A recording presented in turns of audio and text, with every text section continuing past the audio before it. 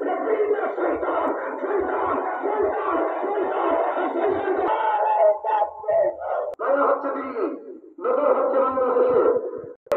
প্রেমের ভাটে পেলে কিডন্যাপ করে মুসলিম মেয়েদের ইজ্জত হরণ করা এবং বাংলাদেশের মুসলিম শাসিত সমাজকে ভেঙে হিন্দুত্ববাদ কায়েম করা। হিন্দুরা থাকে এক জিনিস আর হিন্দুত্ববাদ কায়েম করা এক জিনিস।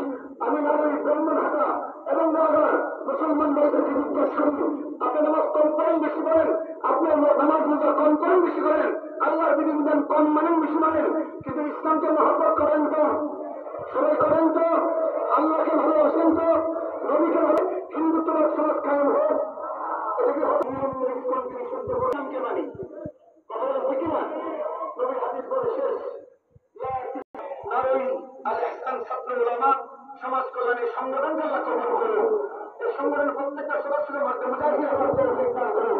তাদের মাধ্যমে এগুলো এলাকার ঘরে ঘরে ইসলাম যেগুলো আছে এগুলোকে আল্লাহ কবুল ফরমা। একটু জোরে বলেন আমি। এখন তার সুন্নত কণ্ঠে इंशाअल्लाह আপনাদেরকে সঙ্গীত শোনাবেন। इस मस्जिद से हम लोग मुबारक लाएंगे, हम लोग अच्छे से बयान सुनाएगा।